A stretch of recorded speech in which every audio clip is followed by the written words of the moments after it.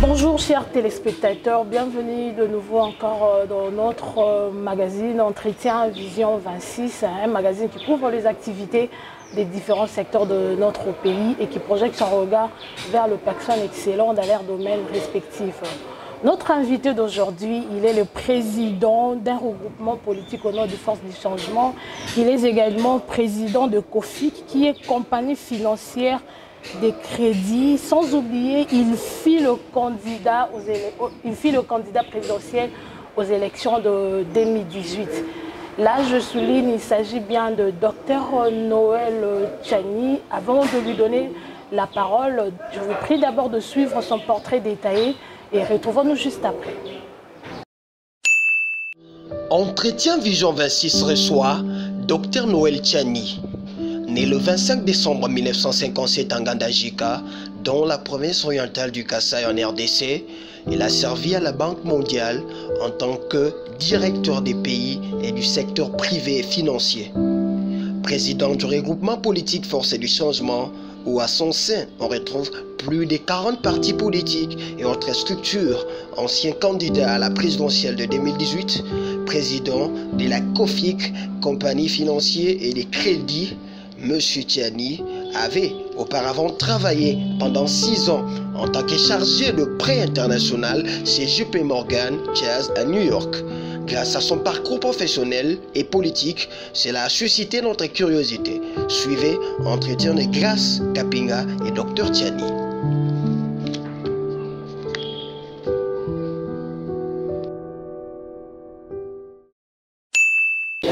Bonjour Dr Noël, merci de répondre positivement à notre invitation. Merci de me recevoir à Magic Télévision. Précisément dans notre émission Entretien Vision 26, qui est là pour promouvoir une image positive de nos 26 provinces. Dr Tchani, notre entretien d'aujourd'hui va se baser sur les actualités brillantes en République démocratique du Congo. On va parler aussi de l'économie. Vu que vous êtes un économiste, comment booster notre économie pour soigner un peu l'image de notre monnaie qui est peut-être un échec. 22 ans aujourd'hui, franc congolais fait aux mains. Sur le plan monétaire, il n'a pas plus de la valeur. Mais avant de commencer, parlons d'abord actualité. Vous êtes président d'un regroupement politique au nom du Force des Changements. Parle-nous un peu de cet regroupement politique.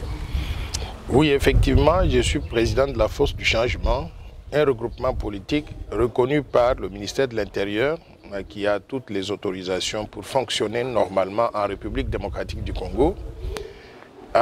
Pourquoi nous avons créé la Force du Changement? Nous avons fait le constat que la République démocratique du Congo a près de 777 partis politiques et regroupements politiques différents. Mais il est difficile de savoir quelles sont les valeurs que défend chacun de ces partis politiques. Pourquoi? Parce que tout le monde fait la politique de la même façon. Quand il y a un problème dans le pays, tout le monde va dans la rue, on fait des marches. Et quand on a terminé des marches, il y a des morts et on recommence demain de la même façon. Donc, mais quand on se pose la question quelle est la vision réelle de chacun des partis politiques, il est difficile de dire que tel parti, voici les valeurs que défend ce parti-là. Nous avons créé la Force du Changement avec l'idée que nous allons faire la politique différemment par rapport à tous ceux qui sont sur le terrain aujourd'hui. Nous voulons comme valeur l'intégrité, la moralité, c'est-à-dire que nous sommes totalement opposés à ce que j'appelle l'abus des biens publics, le détournement des fonds publics, la corruption, la prédation des ressources naturelles. Nous voulons comme valeur le travail.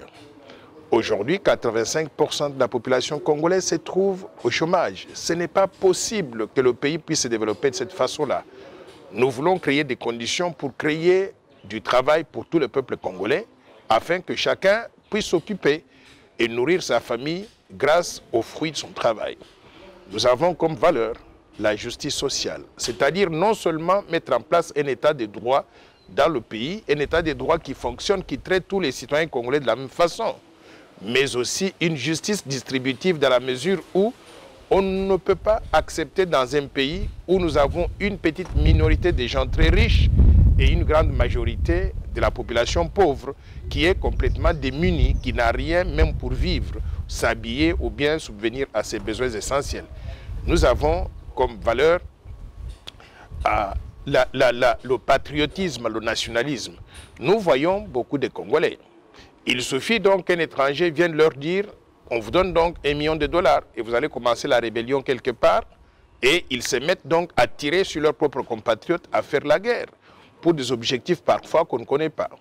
Nous n'avons jamais fait de rébellion et nous n'avons jamais pris des armes, nous n'avons jamais causé la mort d'un seul Congolais. Nous voulons rassembler tous ceux qui voient des choses donc comme nous.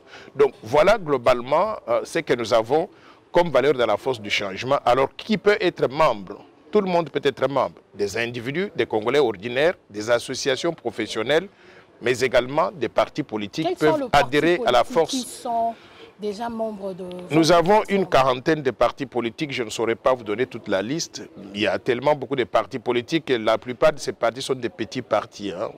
Sont des petits partis, mais nous avons une quarantaine de partis et associations qui sont membres de la force du changement et qui constituent en quelque sorte donc la base sur laquelle on s'appuie pour pouvoir donc élargir les activités de notre regroupement politique. Signalons à 2018, vous étiez le candidat, peut-on dire un candidat malheureux aux élections présidentielles. Qu'est-ce qui n'a pas exactement marché pour vous? Au fait, les gens commettent une erreur quand on m'appelle candidat malheureux. J'étais le candidat heureux aux sorties des élections de 2018 et celui qui avait gagné, c'est lui qui est le candidat malheureux. Vous savez pourquoi? Il a des manifestations sur le dos tous les jours.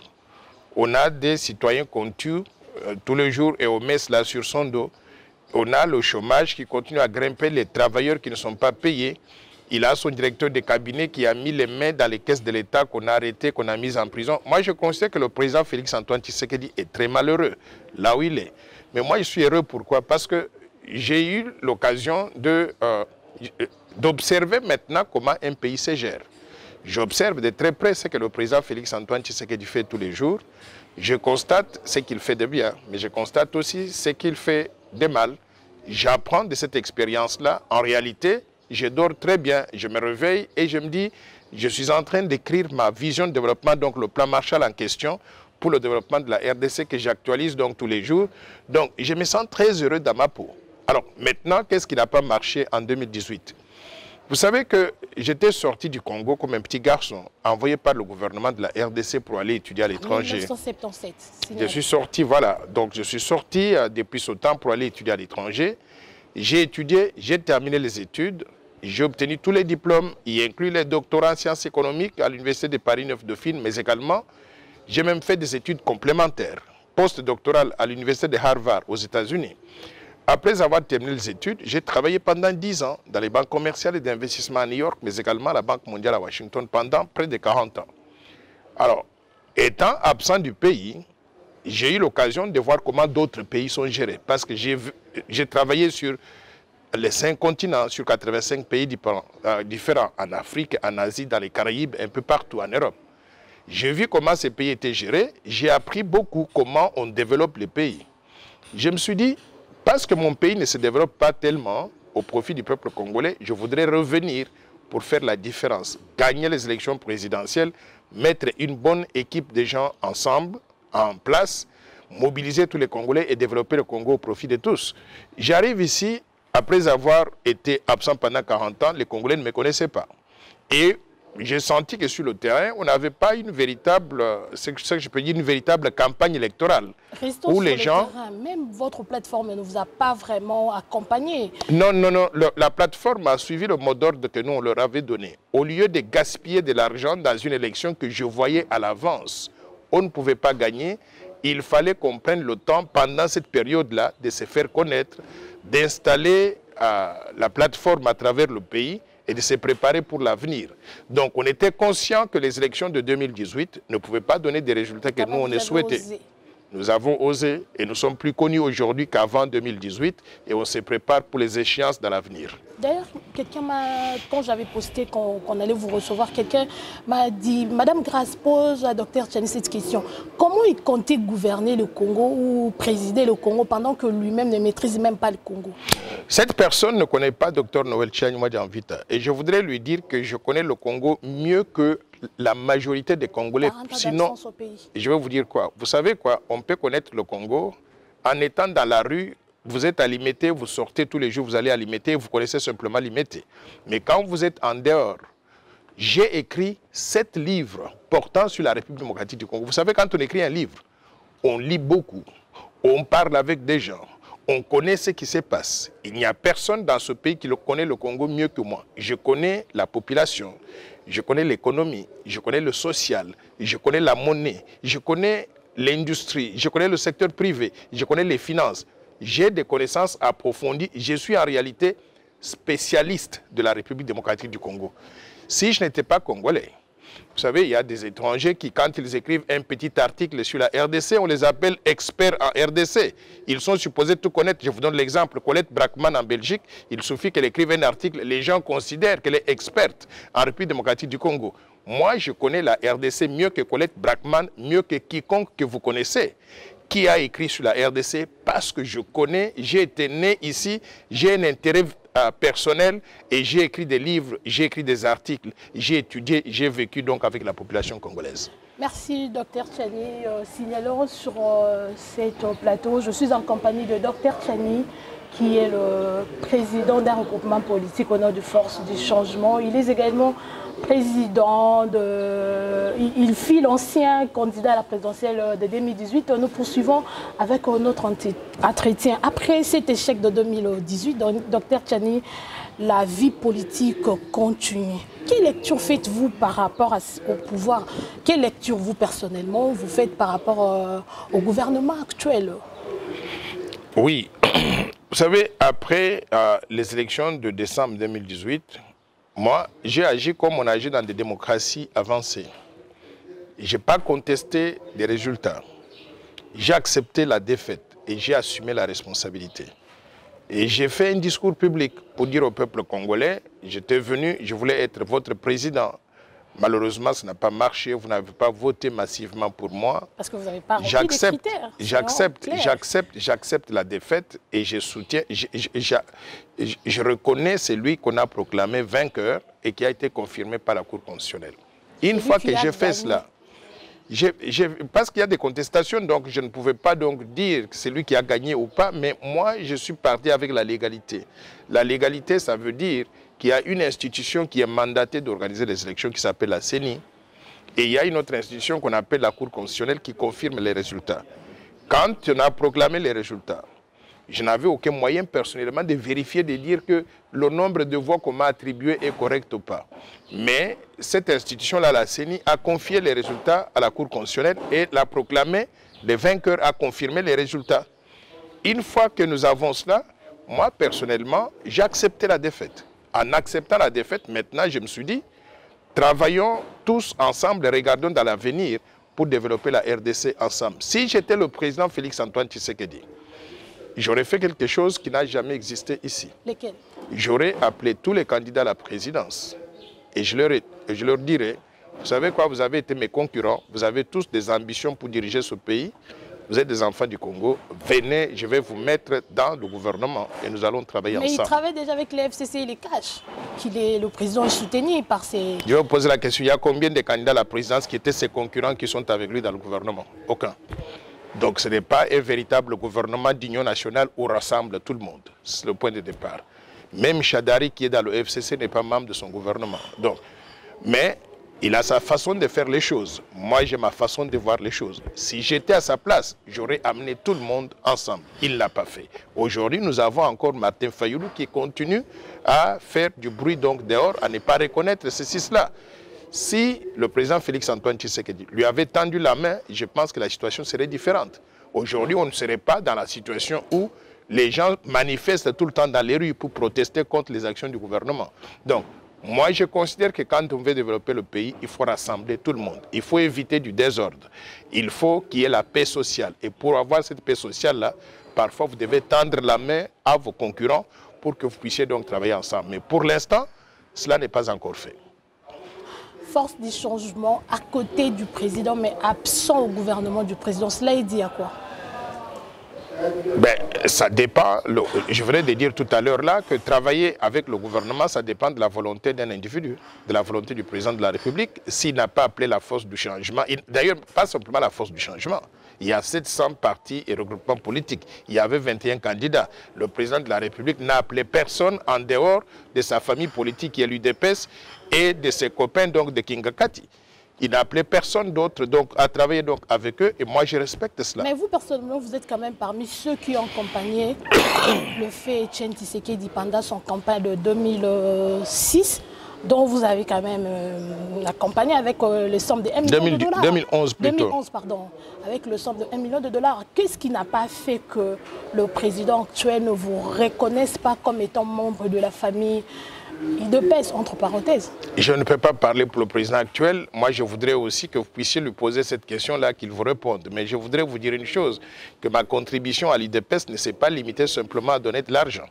J'étais la personne qui avait amené la lettre des 13 parlementaires à l'étranger. Lorsque on venait de... Avant même qu'on publie la lettre, le président Etienne Tshisekedi et le président Ngalo Lampandangila m'avait donné cette lettre-là à 8 allées vertes, la résidence donc d'Ngalo Lampandangila, donc à ma campagne, dans une enveloppe fermée. J'ai pris l'avion, je suis sorti et quand je suis parti en Europe, le problème a explosé au Congo. J'avais déjà la lettre qui était sortie du Congo, c'est moi qui l'ai donnée à la presse belge, notamment Colette Brackman et tous les autres. C'est comme ça que je connais Colette Brackman depuis ce temps-là. Donc, et tout le temps que Etienne Tshisekedi venait aux États-Unis. J'étais la personne qui le transportait parfois dans ma voiture, qui le conduisait dans des réunions avec les sénateurs, avec les parlementaires au département d'État. J'ai beaucoup fait pour l'UDPS, mais je ne demande rien en retour. Je l'ai fait pour la République démocratique du Congo et je suis content de l'avoir fait. Apparemment, vous êtes un peu désespéré par rapport à vos propos. C'est comme si l'UDPS vous devait un peu beaucoup, mais vous ne les sentez pas. Quelle lecture faites-vous par rapport à l'UDPS de Etienne Tshisekedi wa Mulumba et l'UDPS d'aujourd'hui? Je n'ai jamais dit que l'UDPS me doit beaucoup et que l'UDPS ne m'a pas donné ce que je mérite d'avoir. Pas du tout. Je ne parle pas comme ça et je ne raisonne pas comme ça. Pour moi, l'UDPS reste l'UDPS. C'est l'Union pour la démocratie et le progrès social. Et moi, je connais l'UDPS dès le départ avec les 13 parlementaires. Et cette UDPS-là, et son idéologie est restée la même. Les acteurs peuvent changer, mais l'UDPS reste donc une organisation politique qui a pigeon sur rue et qui est répandue partout en République démocratique du Congo. Moi, ce que je souhaiterais, c'est que tout le monde puisse regarder dans la même direction. Malheureusement, il y a des groupuscules, des gens qui se font des guerres entre eux, mais ça, c'est une cuisine interne et je ne veux pas entrer dedans. Merci, docteur Noël Tchani. Comment jugez-vous, parlons d'état de droit aujourd'hui qui n'épargne personne. Vous, personnellement, comment jugez-vous l'implication du président Félix Antoine Tshisekedi sur l'état de droit au pays? Bon, j'ai toujours, vous savez, dans le cadre du plan Marshall de Noël Tchani pour la reconstruction et le développement de la RDC, j'ai toujours estimé que notre pays, pour qu'il puisse réussir, a besoin de changer la gouvernance. Nous sommes des champions de la mauvaise gouvernance aujourd'hui, les champions de la corruption, de la prédation des ressources naturelles, les détournements des fonds publics, les conflits d'intérêts, toutes les antivaleurs qui font que le pays n'avance pas. Nous avons ces antivaleurs-là en République démocratique du Congo. Pour changer cet état des choses, il nous faut mettre en place un état de droit fonctionnel. Un état de droit fonctionnel veut dire traiter tous les citoyens congolais de la même façon et les tenir responsables de leurs actes. C'est-à-dire, vous mettez vos mains dans les caisses de l'État, on vous amène devant la barre, on vous juge, on vous trouve coupable, vous êtes en prison comme tout le monde. Vous faites 20 ans, 30 ans, 40 ans de prison et quand vous sortez de là, vous n'allez plus jamais occuper une fonction publique. On va d'ailleurs s'assurer que... Non, je parle de l'état de droit d'une façon générale. On ne fait pas l'état de droit en fonction d'un individu. Ce que je dis là, vous regardez bien ce que je disais pendant la campagne, c'est la même chose. Donc, je dis toujours que c'est lui qui fait mal à la République démocratique du Congo. On l'arrête, on le juge, on le trouve coupable, on le met en prison. Et on s'assure qu'il va rester en prison suffisamment pendant longtemps pour que quand il sorte de là, avec les privations des droits civiques, il ne pourra plus occuper un poste sur le plan national, sur le plan politique. Donc, c'est ça l'état de droit. Mais cela ne doit pas être appliqué simplement à Vital Kamerhe. Ça doit s'appliquer à tous les citoyens congolais sans exception, qu'ils soient de l'UDPS, qu'ils soient de l'UNC, qu'ils soient du FCC ou qu'ils soient de tous les autres regroupements politiques. Vous mettez les mains dans les caisses de l'État, vous pratiquez les antivaleurs dans notre pays, on vous applique cet état de droit de façon rigoureuse. Donc, je salue donc le fait que le président de la République ne soit pas intervenu pour pouvoir, si je peux dire, donc, empiéter sur le fonctionnement de la justice quand il s'agissait donc du cas de Kamerhe. Et je voudrais saluer donc son attitude sur tous les autres cas qu'on amène au tribunal. Pourquoi? Parce que c'est ça que nous voulons pour que le Congo puisse marcher normalement. Merci, Dr Noël Tchani. Parlons d'abord de la démission du ministre de la Justice. Avez-vous apprécié cette décision? C'est une décision qui est venue très tard. Au fait, il n'a pas démissionné, il a été révoqué. Donc, il faut appeler chaque chose par son nom. Le ministre de la Justice s'est mal comporté. Il y a eu des cas de conflit d'intérêts. Il a reçu une demande de l'Assemblée nationale pour faire des commentaires sur les propositions de loi. Et la demande ne lui était pas adressée à lui, la demande était adressée au gouvernement, d'ailleurs au Premier ministre qui lui a transmis cela. Et lui, il a répondu sans jamais dire au Premier ministre qu'il avait déjà répondu, sans jamais dire aux autres membres du gouvernement et surtout sans avoir récolté les avis du gouvernement. Et chose grave, il a répondu en disant « je suis d'accord avec ces projets de loi-là ». Or, ces projets de loi lui donnaient, lui, le ministre de la Justice, plus de pouvoir. Et en quelque sorte, violer la Constitution de la République. Donc, le fait d'avoir agi ainsi, c'était malhonnête. Et le fait d'avoir agi malhonnêtement ne garantissait pas qu'il pouvait donc dispenser la justice comme on souhaitait. Par conséquent, je suis très content que le président de la République ait pris une position très ferme à son égard. D'abord en le déconnectant de la vidéoconférence pour qu'il ne puisse plus participer aux réunions du Conseil des ministres. À partir de ce moment-là, vous allez appeler ça démission. Ce n'est pas une démission, il a été révoqué. Et il dit qu'il n'a pas démérité, donc dans son allocution, si il a démérité. Il s'est comporté de façon malhonnête en tant que ministre de la Justice. Il ne méritait plus donc de faire partie du gouvernement. Quelles sont les relations que vous entretenez avec le FCC, Force du changement? La Force du changement n'a pas de relation avec le FCC en tant que regroupement. Je traite le FCC comme tous les autres partis politiques, regroupements politiques du pays. Il y a des bons et des mauvais, mais globalement, ce sont des gens qui ont géré le pays pendant les 22 dernières années et qui ont causé beaucoup de tort à notre pays. Je connais des cas individuels de personnes qui sont mes amis personnels. Mais sur le plan politique, nous n'avons pas la même vision pour le développement du Congo. Ils sont des champions de la corruption, ils sont des champions des détournements de fonds publics, les champions de la prédation des ressources naturelles. Ils violent les droits humains, ils ont été impliqués donc, dans les massacres de beaucoup de nos compatriotes.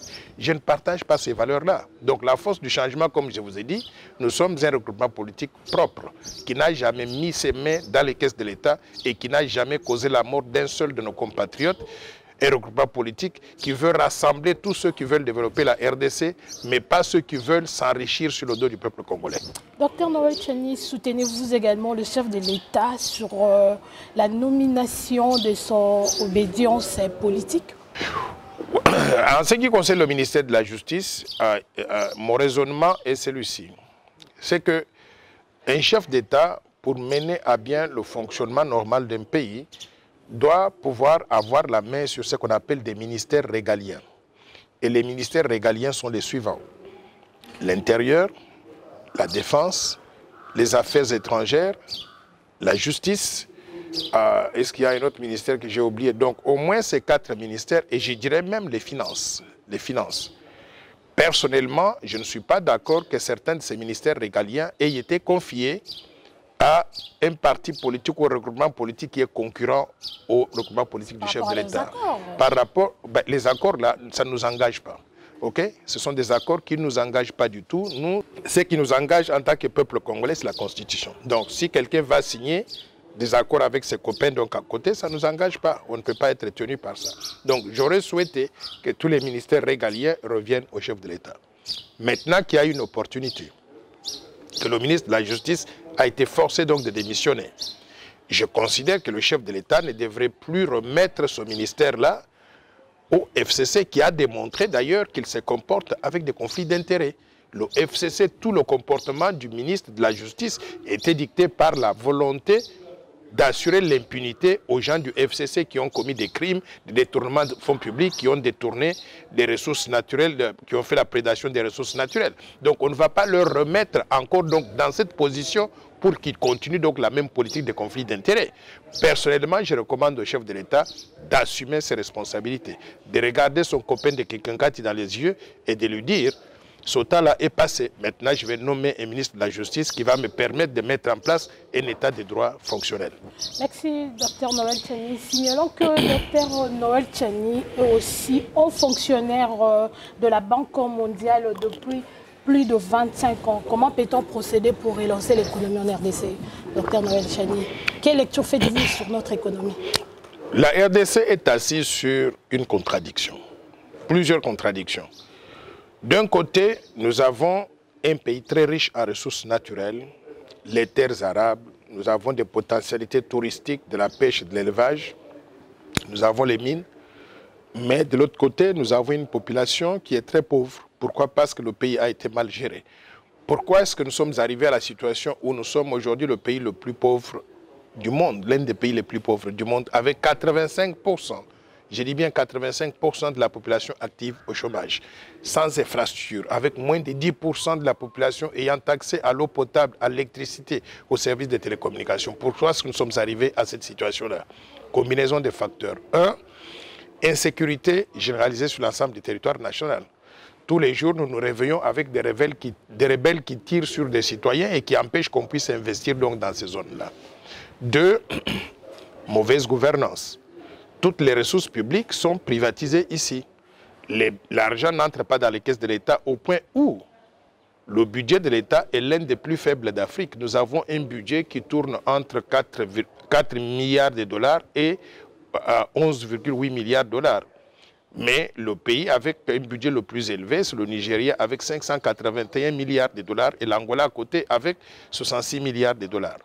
Donc, nous sommes très mal gérés, on n'arrive pas à mobiliser les ressources publiques pour pouvoir les mettre dans les projets de développement et financer le développement. 3, nous n'avons pas réussi à mettre l'homme qu'il faut à la place qu'il faut. Ces histoires d'accords-là, vous savez ce que ça veut dire un accord? Un accord, ça veut dire que vous, on se met ensemble, on se dit que le ministère, tel ministère, on doit, vous revient et vous désignez qui vous voulez, c'est-à-dire un membre de votre famille. Que ce membre de la famille soit compétent ou pas, vous ne regardez pas le reste de la République. Votre recherche pour trouver les personnes pour occuper ce ministère se limite à ce petit coin-là qui est votre famille politique ou famille biologique. Et ça ne donne pas à la RDC l'occasion de bénéficier de toutes les potentialités humaines, de toutes les compétences que nous avons. Maintenant, il y a ce que j'appelle le manque de vision.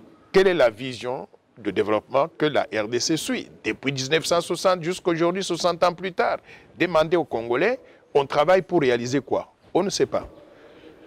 Si vous voulez changer tout ça, le point de départ, c'est de commencer par avoir un leadership visionnaire, éduqué, instruit, intègre. C'est ce qui nous a fait défaut jusqu'à présent. Je vous ai proposé, Dr Noël Tchani, moi j'invite à, je remplis tous ces critères-là. 2, il faut qu'on arrive à pacifier tout le pays. Dans le plan Marshall de Noël Tchani pour la reconstruction et le développement de la RDC, le premier chapitre consiste à sécuriser l'ensemble du territoire national, restructurer l'armée, la police, les services de sécurité. Je constate que jusqu'à présent, depuis que le président Félix-Antoine Tshisekedi est là, ça prend du temps même à remplacer les généraux militaires. Moi, si je suis président de la République, je mets à la porte tous ceux qui se sont compromis dans la gestion du pays et qui ont fait le trafic d'armes et qui ont tué les citoyens congolais, que ce soit dans la police, les services de sécurité ou l'armée, je les remplace le jour suivant. Advienne que pourra. 3, maintenant, il faut doter le Congo d'une vision de développement. Le Congo n'a pas de vision de développement. Tout le monde parle, oh, on a la vision de tel, mais quand on leur demande la vision de tel, ils ne savent pas expliquer cette vision-là. Moi, je vous propose la vision de développement qui s'appelle le plan Marshall de Noël Tchani pour la reconstruction et le développement de la RDC. pour sortir le Congo du sous-développement, en faire un pays émergent en 15 ans, créant au passage des emplois, des opportunités pour tout le peuple congolais. Et comment on va le faire? On va développer l'agriculture, l'élevage et la pêche pour pouvoir assurer l'autosuffisance. C'est ça le problème, parce que le président a aussi promis beaucoup de choses. Ah, le président a promis beaucoup de choses. Moi, je vais vous dire la différence entre moi et tous les présidents congolais que vous avez connus. Moi, je suis un praticien du développement. Je l'ai fait ailleurs, plusieurs fois, avec des résultats probants. Et je vais vous donner quelques exemples. Allez aux îles du Cap-Vert. J'ai reçu ce matin un message du Premier ministre capverdien qui me dit, Dr Noël Tchani, on ne vous oubliera jamais.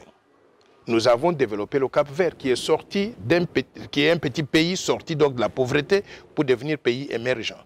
Quand j'ai commencé à travailler là-dessus, le PIB par habitant était de 170 $. Aujourd'hui, le PIB par habitant est de 8 000 $. En l'espace donc d'une vingtaine d'années. C'est un succès énorme.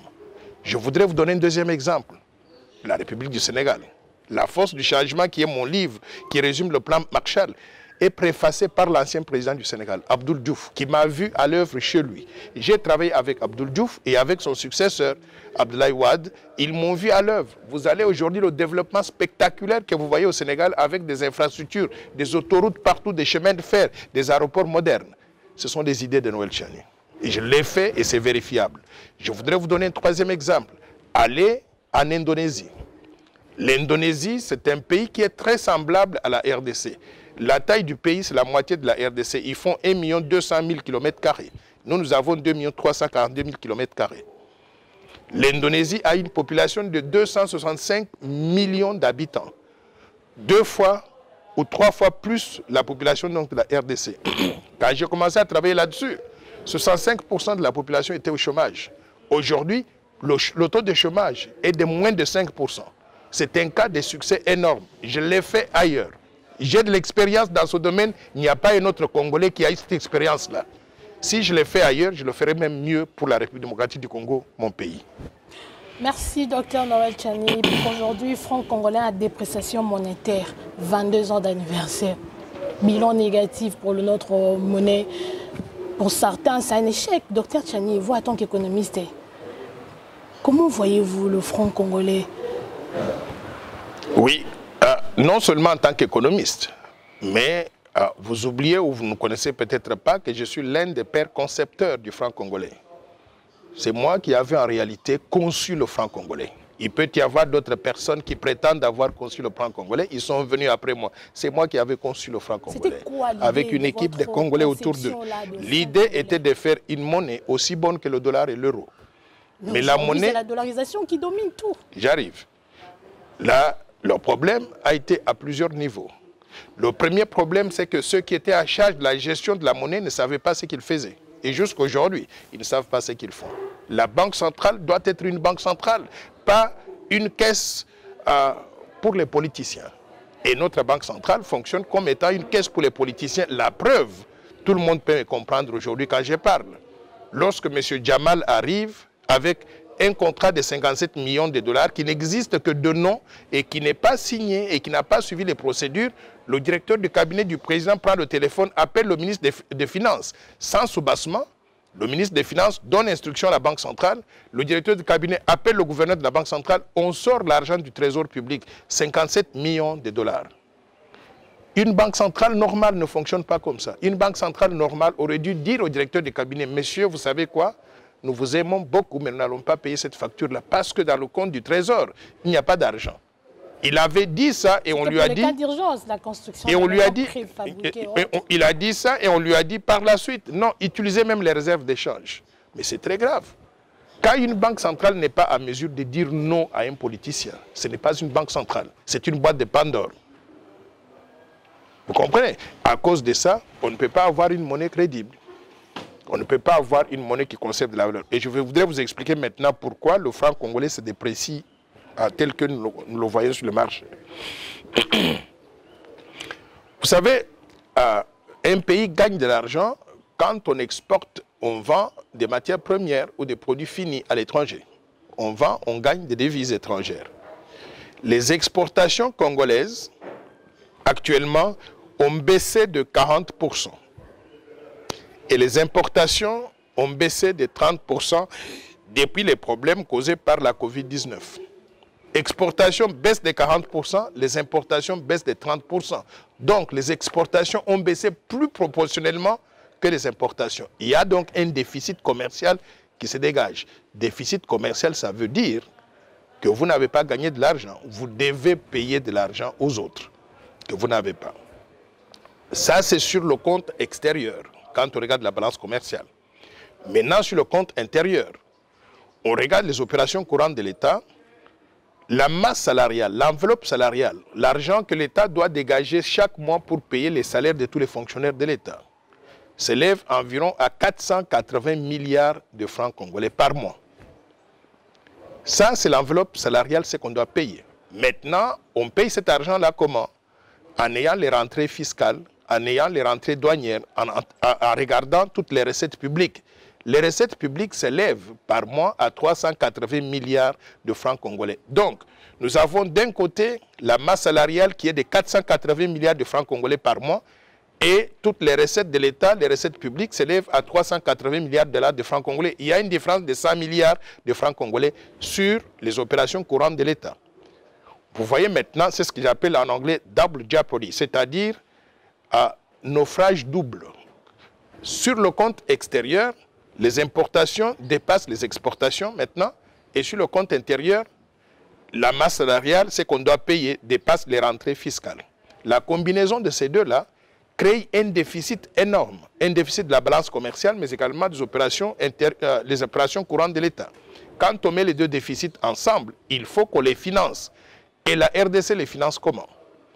D'une part, on utilise l'aide budgétaire qui est venue de la Banque mondiale du Fonds monétaire. Un pays ne peut pas fonctionner en payant des salaires, en utilisant l'aide extérieure qui vient de la Banque mondiale du Fonds monétaire.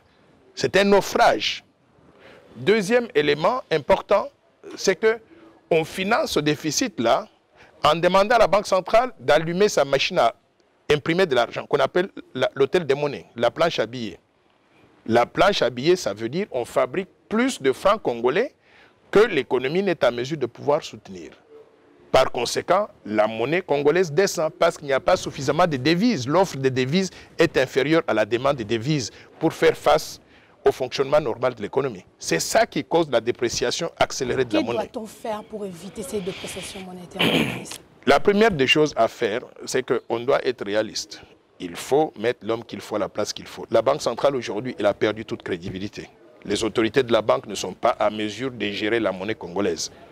Il faut mettre fin à ça, il faut remplacer et le gouverneur, le premier vice-gouverneur, nommer un deuxième vice-gouverneur, nommer les membres du conseil d'administration de la banque, recommencer à zéro, c'est la première chose. La deuxième chose maintenant au niveau du gouvernement, moi je préconise qu'on puisse changer le premier ministre, Ilunga Ilunkamba, et reformer un gouvernement de mission réduit, pas 67 ministres. Je vous ai dit tout à l'heure que la masse salariale est très importante, il faut réduire la masse salariale.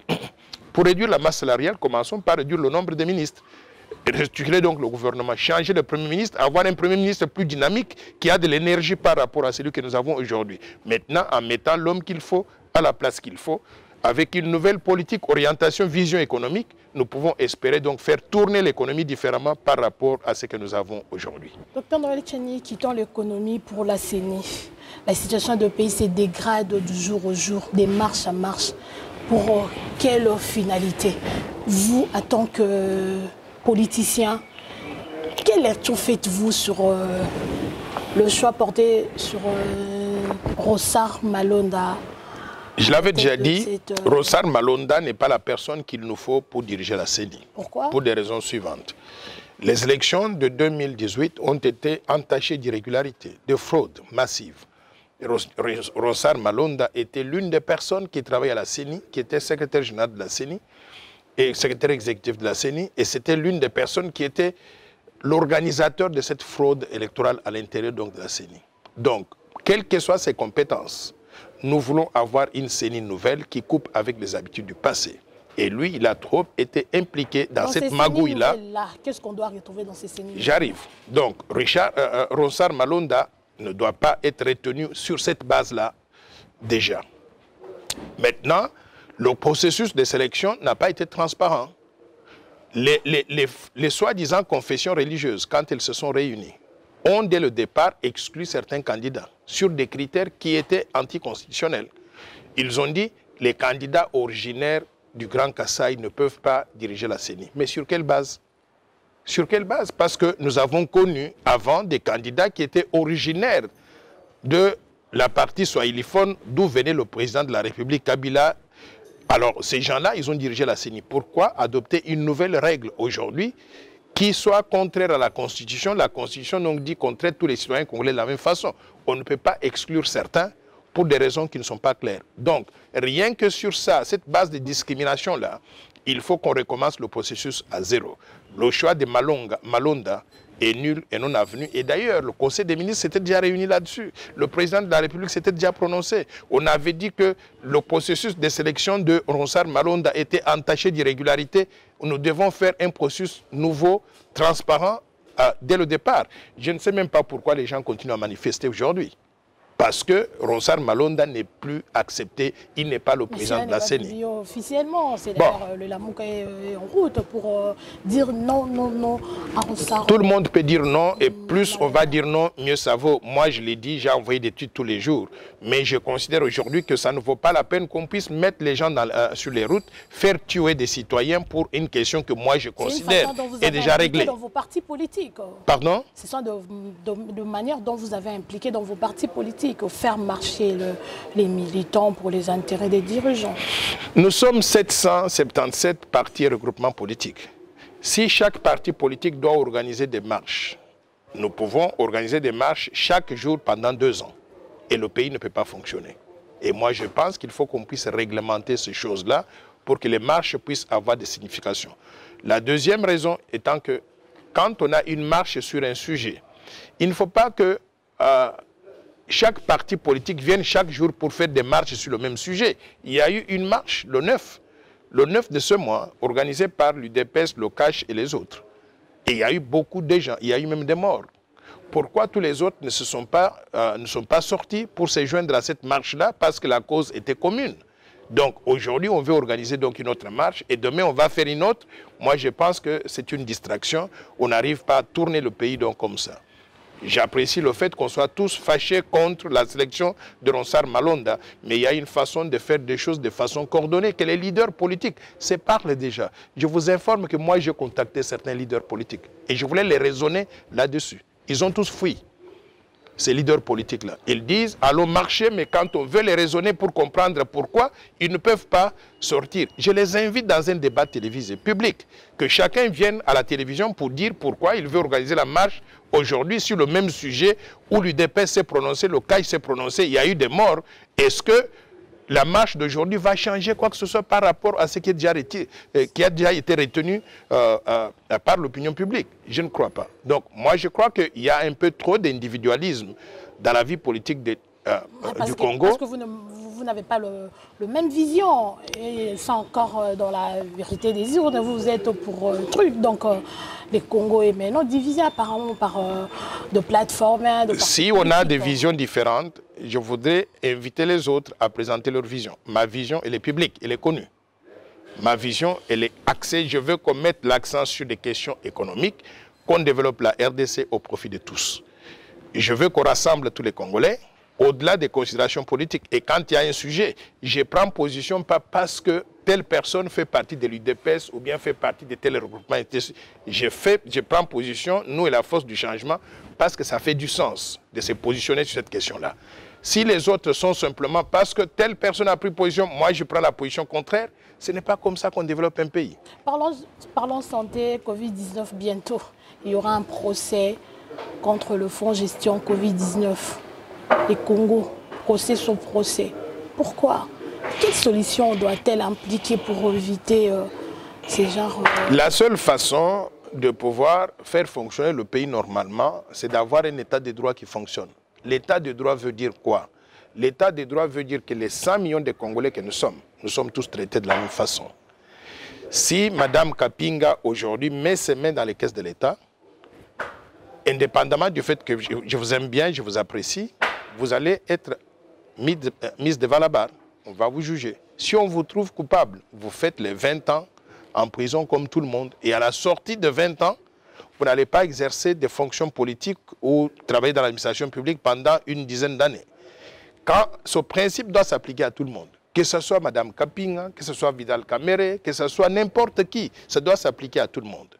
Maintenant, si on fait fonctionner l'état de droit, vous allez voir maintenant que les questions de gestion des fonds de Covid-19 ou bien des fonds qui viennent du tourisme ou bien des fonds qui viennent des contributions des bailleurs de fonds ou des recettes fiscales ou douanières, toutes ces questions seront réglées de la même façon.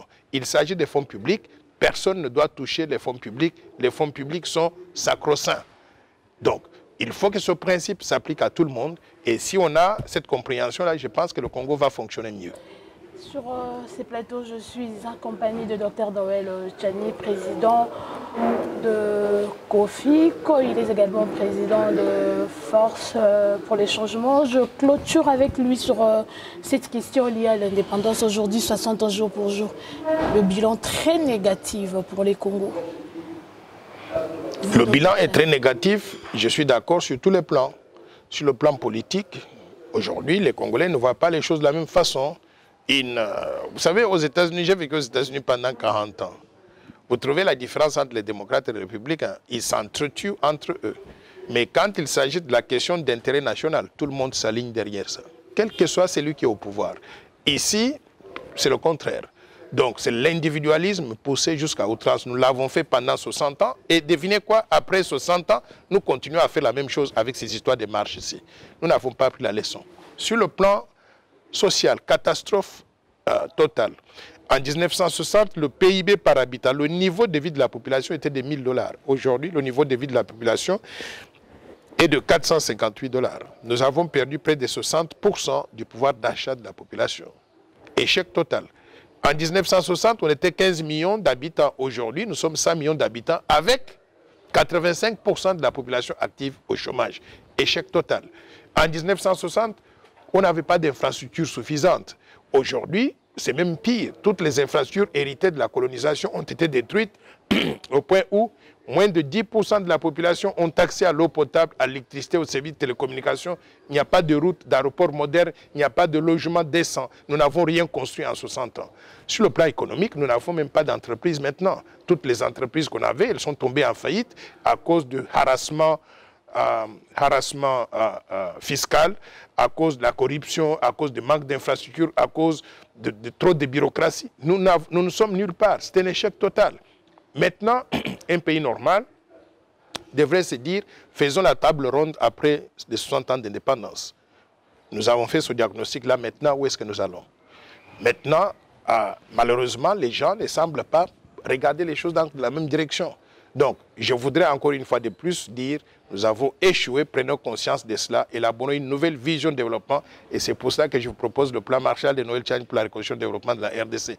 Mettons-nous ensemble, modifions cette vision pour qu'elle devienne une vision partagée. Si nous le faisons, nous allons développer la RDC au profit de tout le monde. Merci Noël Tchani, mais je vous donne quelques secondes pour essayer un peu de réveiller la jeunesse congolaise qui est d'abord abandonnée de même, qui n'est pas prise en considération par l'État congolais, sacrifiée dans le partis politiques. Vous, en tant qu'un leader politique, votre message à cette jeunesse et votre mot de la fin par rapport à cet entretien? La jeunesse congolaise ne doit pas abandonner. On dit en anglais « never give up ». Il ne faut pas abandonner, il faut continuer à être mobilisé. Mais je voudrais dire à la jeunesse que pour qu'elle puisse changer le destin de la RDC, il faut qu'elle étudie.